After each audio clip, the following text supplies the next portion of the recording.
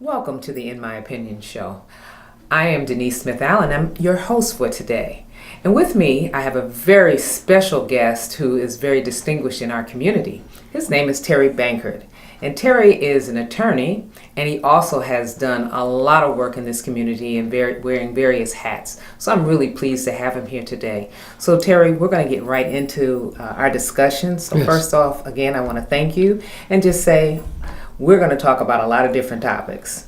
We're going to start off with maybe a little bit about you and your history here in Flint and the things that you've accomplished. Sure. Mm-hmm. Okay, so have at it. Let's talk about, you are a native of Flint?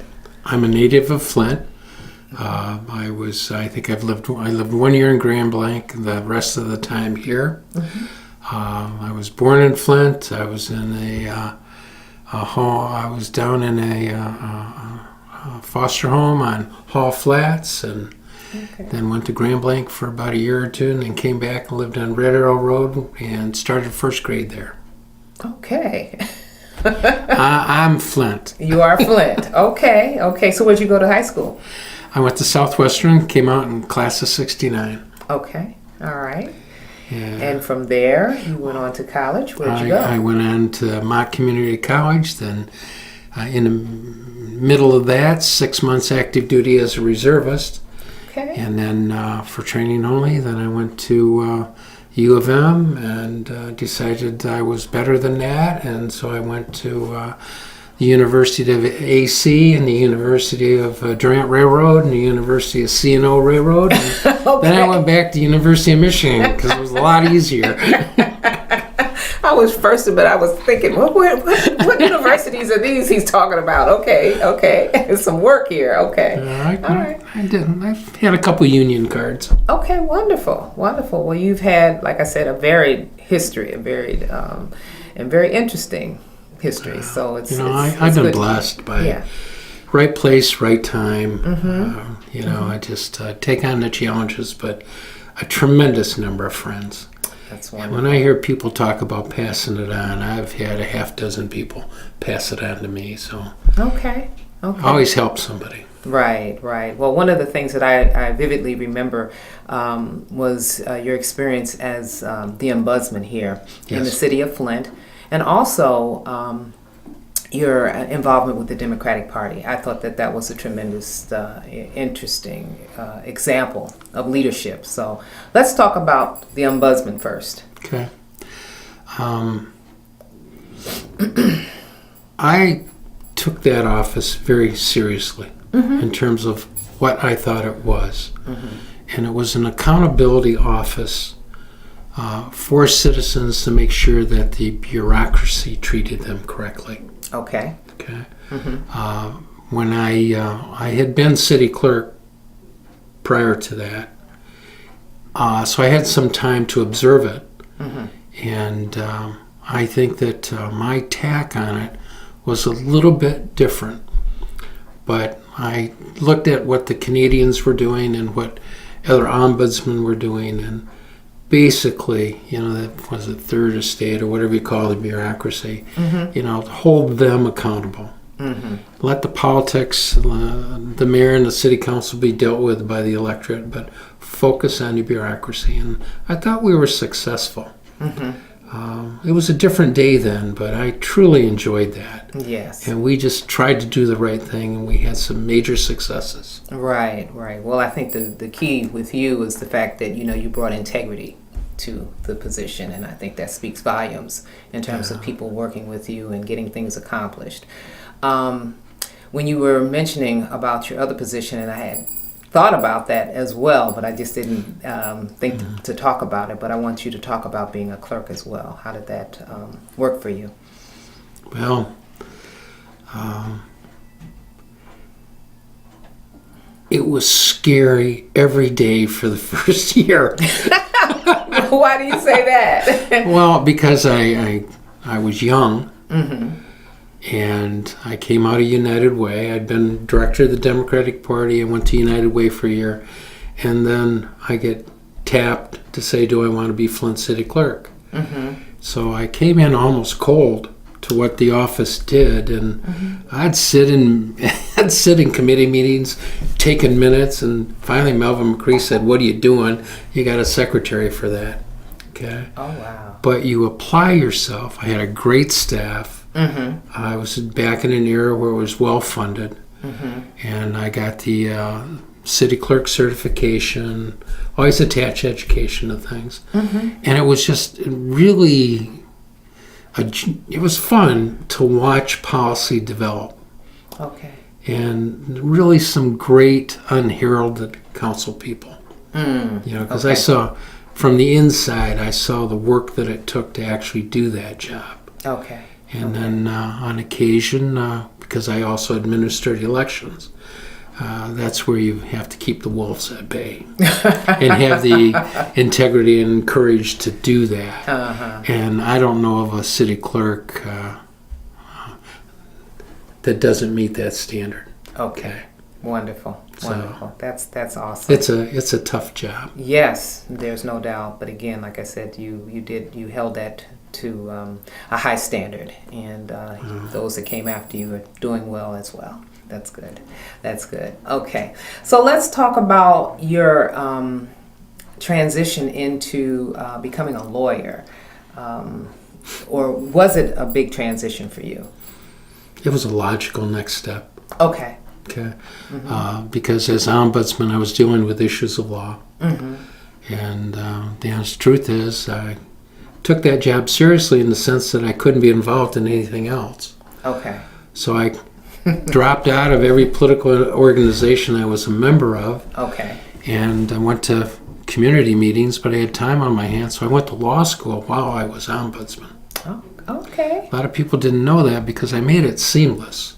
You wouldn't have known it. Okay. Okay. And I, when I had issues with police brutality and issues with Fay Peak and Flint Police Department, I was going up against the city attorney's office, but I had all year and I only had one issue.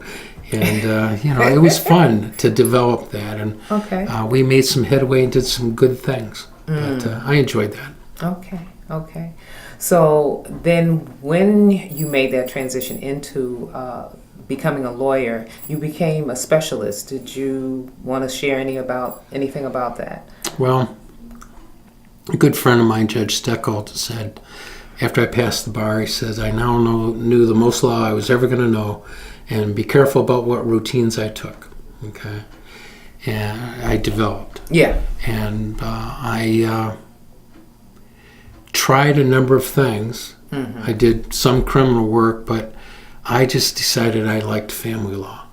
Okay. Because it affects the most people, and the issues are critical, sometimes near emergency, and you can have a real immediate and dramatic impact on somebody's life. Okay. So, and a lot of attorneys would say they don't like to do that. There's about 30 very good attorneys doing it. But I just thought, okay, I don't understand why. If you want to affect the human condition, become a divorce lawyer.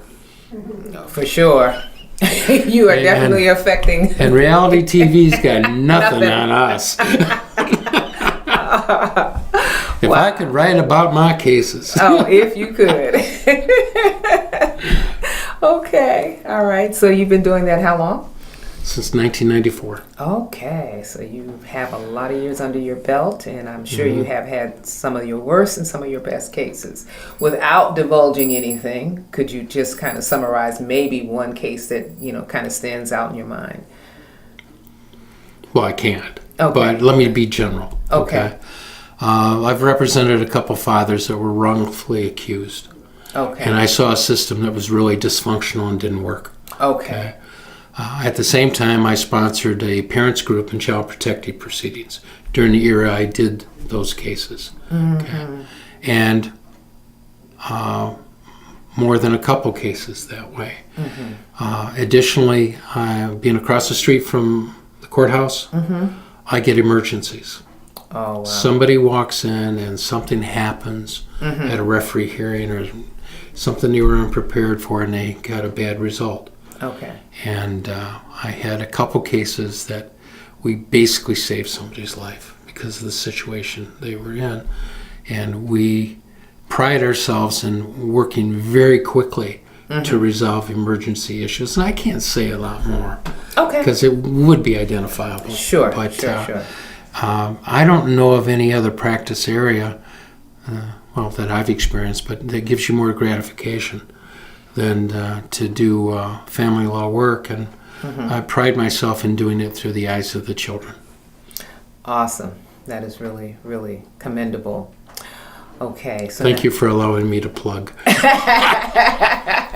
Well, like I say, Terry, you have a lot of good things that you've accomplished here in this area. Now I wanted to kind of turn the page because I know, again, with the many hats that you've worn, specifically in the era of all of the transitions that have occurred in City Hall.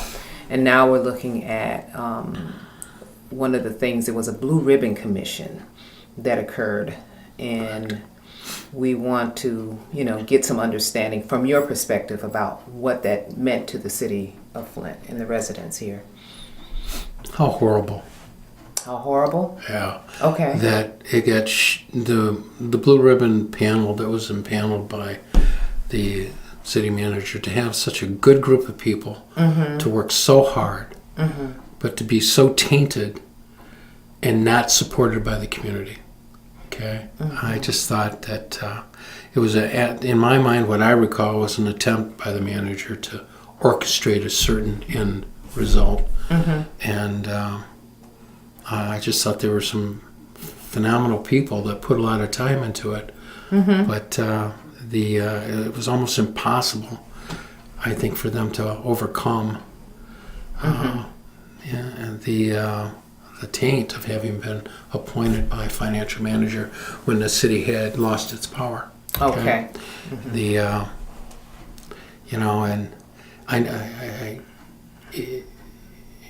I think that some of their work may have had some longevity, but I don't know of any.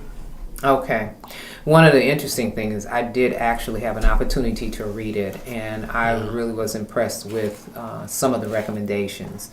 So it's just a question of, had we had, in my mind, in my opinion, some people who were not so politically motivated, that some good things could have occurred, some results. We had the League of Women Voters, great organization, working with maybe some encouragement by Jack Miner and Scott Kincaid. They took a look at the city charter and how the city was organized. Okay, and my thought then was, why was it done this way? Why not just elect a charter commission? And the Blue Ribbon panel, it was the same thing. Why not just elect a charter commission? Okay? And I advocated for a couple years for the election of a charter commission, and found out I can talk a lot and people listen, but I can't get 25 people to do a petition drive. So okay. And then when it was actually put on the ballot, it was put on the ballot by the manager because he had to change anything. They had to have a charter commission. Okay. And I thought, great day. Okay. But when I look back, is why don't we just let the people decide? Absolutely. Okay. And that's why the League of Women Voters initiatives and Blue Ribbon Panel initiatives really didn't go too far. Right. Okay. And I'll just be honest with you.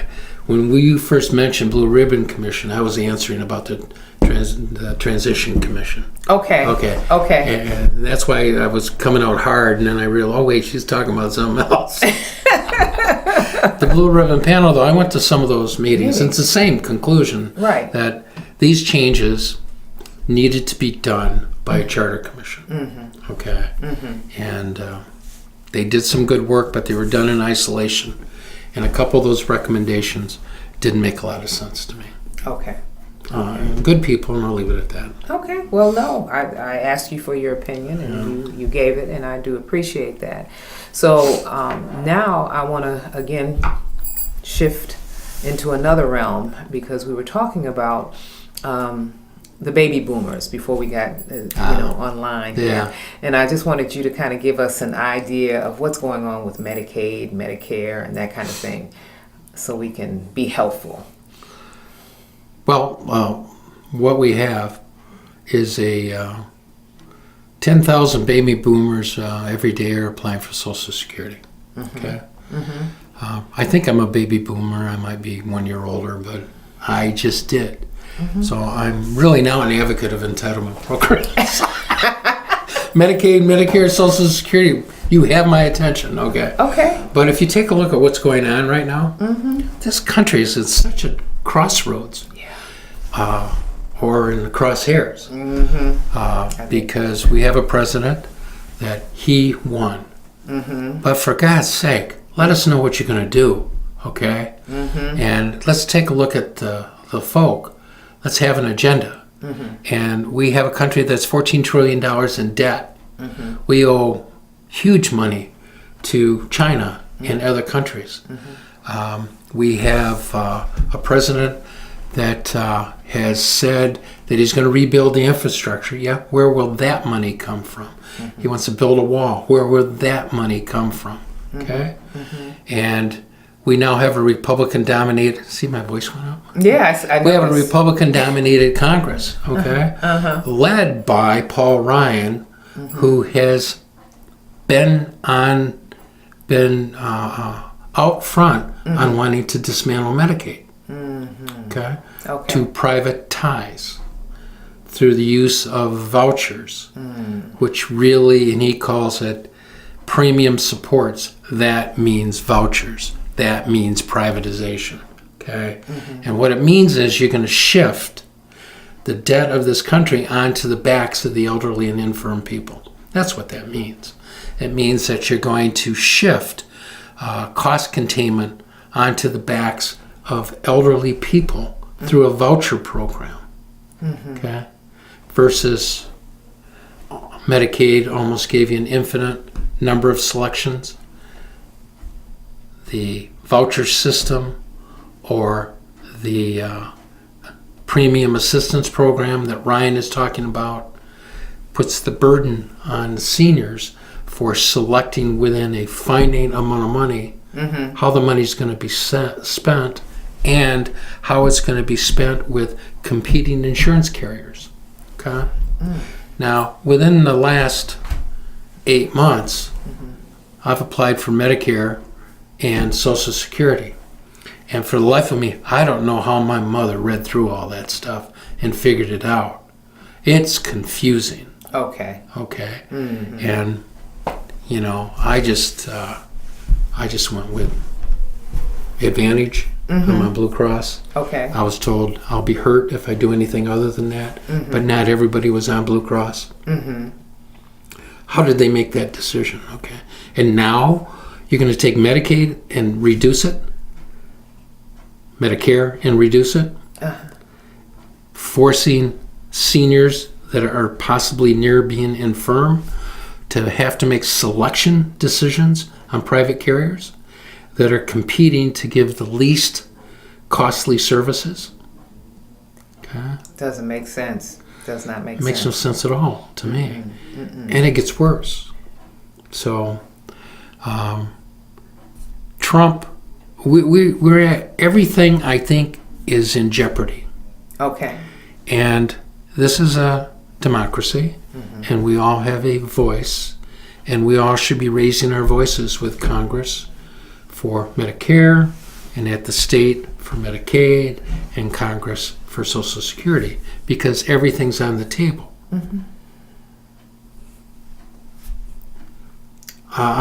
Okay, here is what I think. We have a president that has no ideology. Yes. There's no paradigm of thought that you can say that that's Donald Trump. Right. He said things to get through the election that he's now backing off from. Okay. In the election, he said he wasn't going to touch Medicaid, Medicare, Social Security. Okay. But if you listen to Ryan, if you look at who he put in charge of the Department of Human Services and who he put in charge of the budget, okay, these are Tea Party Medicare cutters. Okay. Right. And we now have a I'm trying to be fair. Yeah. A weak president who's going to be dominated by the people he selects for these cabinet positions. And in a strong president situation, there's still little fiefdoms. Our government's pretty big. He's not going to have control. He's going to turn these guys loose. Okay? And just say, I'm going to let the system work. Well, okay. Part of that system is we get competitive and we compete and push back. So I think anybody that thinks they want to rely on Social Security and Medicare or has a family member that needs Medicaid, you better open up your eyes and get involved in this. And to all you middle-class people that supported Trump, it's your mothers and daughters and sisters and wives that are going to need these services. That's a local message. Right, absolutely. And it's real. It's real. It's absolutely real. So I was going to basically let the charter revision effort be the end of my bucket list. Okay. And I was going to pull back.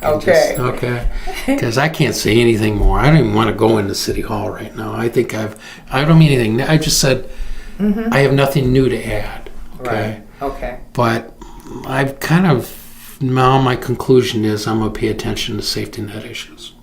I'm on community mental health. I'm going to pay a lot of attention to Medicaid. There may be a special millage. I may or may not chair that. Okay. For provide money for services that can't be paid for by Medicaid. Okay. Medicare. These are on the table right now. Social Security is on the table. So I'm working with a couple other people, and we're just starting to put together a safety net advocacy group. Okay. Of which this is the announcement. Okay. That I've been asked by former Lieutenant Governor John Cherry, who happens to currently be chairman of the Genesee County Democratic Party, to chair a Medicare work group that will hold a large meeting, probably in January, and I'm going to facilitate it. So I'm going to recruit somebody to help run it, and we're going to begin discussing and educating ourselves on these issues in Genesee County. And I would imagine it's probably pretty significant, the number of people who are going to be relying on Medicaid and Medicare in this area. Do you have any numbers? I don't have a total number. I know that on Medicaid, when it was expanded, it's 13 million new people. Okay, and they're talking about cutting it and pushing them back. On Medicare, they're talking about making, reductions in service and increasing cost. I think it's something like a quarter of the country is on these services. Okay. And then, of course, Social Security. Okay. There's talk about Medicaid tracking towards bankruptcy, but then that was expanded till 2028. And there's talk that it may not happen. Okay? So these thoughts are just very scary. I mean, everything that you're saying right now, like myself, I know I'll be applying pretty soon. And to hear what you're saying, it's like I'm overwhelmed already just with the thought. And I'll probably be coming to those meetings that you're going to be involved in, because I need some clarity. I need to understand. And I'm hopeful that the people in Flint will become engaged in this, because there are a lot of people out here that really don't understand this process. I would say the majority. Yeah. I mean, I have 3 college degrees. I'm on community mental health, and I'm just starting to figure out Medicaid. Really? And I had to really struggle to figure out Medicare. And then I literally went through like a 2 or 3 day thing with my own research to decide when I should file for Social Security. Okay. And there's no reason to wait past 60 years of age in 1 second. Okay. All right. Good information. Good information. So, I think we all have to be aware of that. And, you know, there's some pretty smart people in this town. There's some people that I'm hoping I can tap into. And if it's not an effort I'm leading, I can add some assistance to what they're doing, because I think we have to go back to basics, okay? Our country, wrong phrase.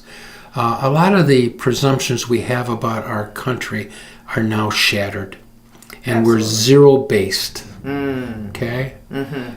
Russia's no longer our enemy. We're going to build a wall with the Mexicans, with Mexico, when we rely on that labor, okay? And we wanted to retire and have our health care taken care of, particularly for our parents and ourselves, by Medicare, which is everybody, Medicaid, if you have a disability, and Social Security. And now those are being fractured at exactly the point in time in our history where we've lost our economic position in the world, and we've lost the long-term value in our housing. So we would normally think we'll have a Social Security, a retirement income, and a house that we can sell. And some people don't have any of that. And our safety net, okay, which isn't for those other people, it's for your people. You know, nobody knows what the cards are in play. Right. And we have a president that isn't going to intellectually lead, okay, and we need to get in the fight. That's what we have to do. I keep saying the American dream has turned into the American nightmare. It is a nightmare. And to hear, like I say, some of the things that you're talking about in relationship to those things that we have held near and dear to ourselves. Looking forward to retirement, looking forward to having a home that you could either pass on to your family or sell. Those kinds of things are just not on the table anymore, and it's just sad. And I believe that's probably why it's a good thing that you're on the mental health board, because we have a lot of people who are losing it, and I mean seriously, behind stuff like this, because what we were taught, what we were told has just become a lie, and it's unfortunate. Always was a lie. Yeah. Oh, okay. All right, Terry. I'm going to have you come back on the show so we can talk about that one. Okay. Well, listen, I am so delighted that you were able to spend time with us today and talk to us about, the various facets of Terry Bankert and your involvement in the legal community, as well as being just a community advocate and advocate for people. We're really, really pleased to have had you here. And just invite all of our people here, please focus. And thank you so much for joining us this afternoon. Take care.